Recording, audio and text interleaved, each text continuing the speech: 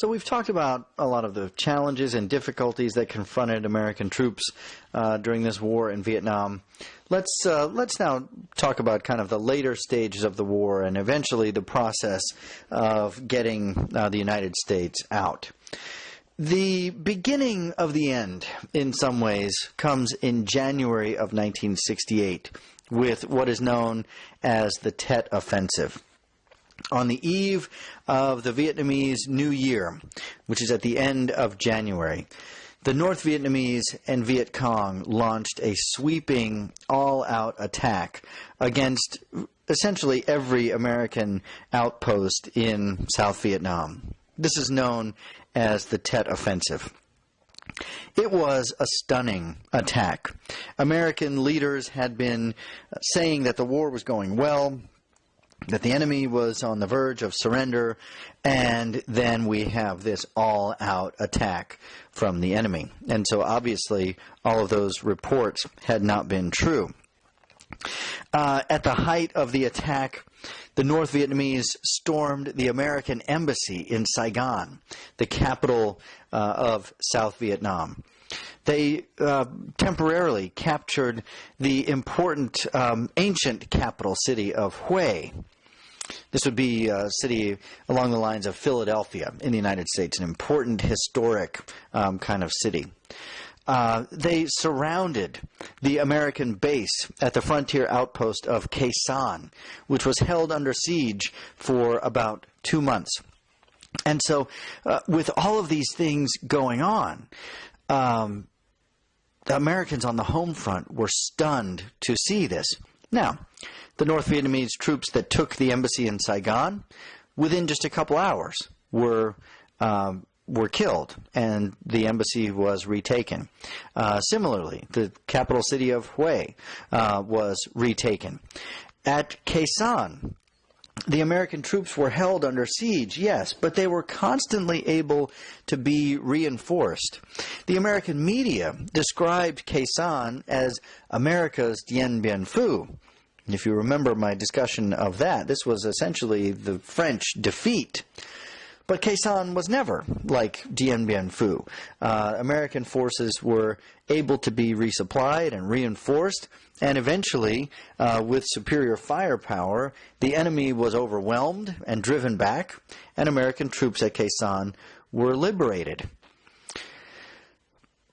But the Americans on the home front really missed the kind of positive turnaround aspects of the Tet Offensive. Militarily speaking, American and South Vietnamese forces turned the tide in the Tet Offensive relatively quickly, in many places within hours, and eventually drove back the Viet Cong and achieved military victories. But that was lost on the home front. What the home front saw was the enemy running through the embassy in Saigon. What the home front saw was this overwhelming display of force and firepower from an enemy that we've been told was on the brink of surrender. And so with the Tet Offensive, support for the war on the home front begins rapidly eroding away. I would say prior to the Tet Offensive, most of the country probably still supported the war and supported Lyndon Johnson and what he was doing. But after the Tet Offensive, the country really begins turning away from the war. This was symbolized by the Secretary of Defense, whose name was Clark Clifford, who had been one of the early architects of the war, resigning after the Tet Offensive and abandoning his support for the war. Other members of Lyndon Johnson's cabinet also began abandoning Johnson, and he sort of looked around in the aftermath of the Tet Offensive and saw rats leaping from the ship all around him, and his own support evaporating. So severe was the political damage of the Tet Offensive that Lyndon Johnson made the bombshell announcement in March of 1968. The famous quote from his speech, "I will not seek and I will not accept the nomination of my party for the presidency. So he was not going to run for re-election in 1968. This is a once popular president who is opting not to run for re-election. So that was just a bombshell announcement in the aftermath of Tet. Winning the presidential election in 1968 after Lyndon Johnson opted against running for re-election was the Republican Richard Nixon. You see the electoral map there on the right for his victory. Richard Nixon is perhaps most famous for the Watergate affair, which we will talk about a little bit later, and for a variety of other sort of transgressions on the home front. But his role in the Vietnam War is kind of taking things to that surreal place that you see in movies like Apocalypse Now. It is under Richard Nixon, and after Tet, with the support of the country eroding, that Nixon determines that, indeed, we need to begin to work our way out of Vietnam. And so we begin the process of Vietnamization, which is leaving the war to the South Vietnamese to fight for themselves. But Nixon, no less than Lyndon Johnson, believed that we must win this war. And so even as we are leaving and beginning to decrease the number of American troops, it's not because we are defeated or we're going to lose the war. In fact, Nixon was determined to win the war even as we are beginning to get out. Well, how do you do that? And so it's under Nixon that the military leadership began to come up with many different kind of crazy, bizarre, surreal ways to try to win the war. We're going to do anything we can, even as the numbers of ground troops are beginning to come down. One of the things that Nixon authorized was heavy bombing into the neutral countries of Cambodia and Laos. Remember that the Ho Chi Minh Trail, the supply line, ran through those countries, and eventually authorized a land invasion of Cambodia, in which there were horrible atrocities committed by South Vietnamese troops and by American troops in this neutral nation. The invasion of Cambodia sparked massive protests on the home front and only further drove people against the war. Other things that were done during the Nixon years included the infamous Phoenix program. Again, this is in a time when the numbers of ground troops are declining. So how do you achieve victory? Well, the Phoenix program was determined to gain information and intelligence. Recall that perhaps the greatest challenge that we confronted in Vietnam was knowing who the enemy was, and how do you determine who is your enemy and who is your friend. If we could know that information, the war would become much easier. And so the Phoenix program relied on intelligence, spies, and yet also things like torture to try to get information from people who would give up. Who are the VC in this village? This leads to things like what you see at the bottom of this page, which might not be immediately clear to you, but what is happening is, in essence, the practice that we describe today as waterboarding. They're torturing this enemy soldier. He is lying on the ground, and they've got a towel or a shirt or something over his face, and they're dumping water on that shirt. This is the practice of waterboarding. Horrible, agonizing practice, but it was one of many similar kinds of things that were done to try to gain information under this Phoenix program. There were many of these sort of bizarre programs attempted during this time. I'll just describe one in a little more detail. understand that, again, there were lots of similar sorts of things. This one was called Operation Wandering Soul. And what we did under this program was if there were an enemy soldier, a Viet Cong, that was captured during the war, and presumed dead, I suppose, by the enemy, we would have that soldier read statements disavowing the war and, saying, abandon the war, surrender to your enemies, and things of that nature. And then we would fly with helicopters over enemy villages and play those recordings so that they would think this was the voice of a ghost from the dead, encouraging them to surrender. This actually happened. I mean, it sounds incredibly bizarre, but we did things like this during the war. Again, there were lots of other efforts as well. Finally, we attempted to use massive amounts of propaganda, millions of flyers and pamphlets dropped over enemy villages, offering them inducements to surrender and encouraging them to abandon the war effort. So these are all the kinds of things that Nixon was doing, even as we are beginning to draw down the numbers of troops.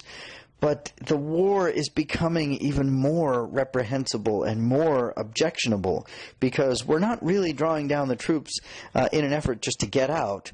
We're drawing down troops, but we're doing all of these crazy and morally questionable things to continue to try to win. All of these kind of events only added fuel to the anti-war movement on the home front. There had been some protest against the war, even from the very beginning, from the time of the Gulf of Tonkin incident in 1964, all the way through. There were those who protested the war.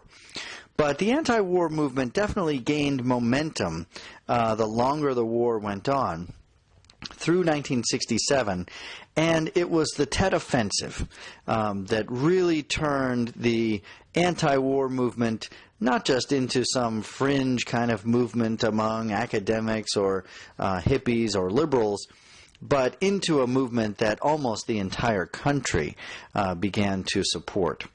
One of the things that began to be more common by 1968 and 69 was the presence of growing numbers of Vietnam veterans in the anti-war movement. These were soldiers who had just come back from the war, and oftentimes the first thing they did was to seek out the anti-war movement. This lent a lot of credibility to the anti-war movement because this organization, known as the Vietnam Veterans Against the War, began to show up front and center in many of the anti-war rallies. Prior to that, much of the anti-war movement was led by hippies and the peace movement and flower children, along with some academics and people from colleges. And so those who kind of questioned and challenged it, it was relatively easy to dismiss those kind of voices. Now, leading the anti-war march would be people like the ones in the picture on the right, soldiers who have come back from the war, and they would take the microphone and say, let me tell you what I did in Vietnam. Let me tell you what your army is doing. And those kind of statements gave a lot of weight to the protest against the war. There were also a number of huge rallies and anti-war protests the longer the war went on. These began even in 1967. But in 1969, there was a huge march on Washington, numbering in the millions, completely shut down the city for a couple of days. This, incidentally, is the march that's plays a role in the movie Forrest Gump as well.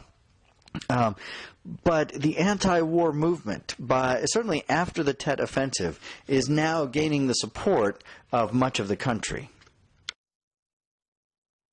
A series of events in the late 60s and early 70s continued to add momentum to the growing anti-war movement.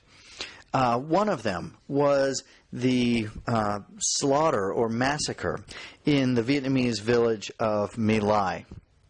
This is one of the more notorious episodes of the entire war. The massacre itself took place in March of 1968. You see a picture there on the top right. These are some of the villagers of My Lai just prior to them being killed by American troops. This was an example of a free fire zone. American forces had gone through the village of My Lai the day before this attack, had warned the villagers that they were going to come back the next day, and that no one should be there unless they were the enemy. Well, when the American troops got back the next day, there was no one in the village except some 400 women and children. And while there was a lot of confusion, there was a lot of anger, frustration, many trigger-happy soldiers, the American troops followed through on their word, and they massacred the women and children who were there in the village. Also there was a photographer from Life magazine who had taken pictures of this massacre and had kept them secret and kept them hidden until they were published the following year, 1969, in Life magazine. And one of the photographs you see there at the top. And when they were released, it just added fuel to the movement against the war, which was already rapidly gaining momentum. In 1970, it was the massacre at Kent State that continued to accelerate the anti-war movement. There was a protest at Kent State over the invasion of Cambodia. And so there were hundreds of students on campus protesting, but there were also many students on the campus not involved in the protest at all, just sort of walking the grounds. National Guardsmen were sent to the scene. There was some confusion, but the National Guardsmen opened fire into the crowd of peaceful protesters. 4 people were killed, including 2 who were not involved in the protest at all, but were just walking to class. And that's what happened. The picture on the bottom right was one of these just sort of innocent bystanders, a very famous picture of that era. And then you see the Life magazine cover as well on the bottom left. Finally, in 1971, there was the publication of what came to be called the Pentagon Papers in the New York Times.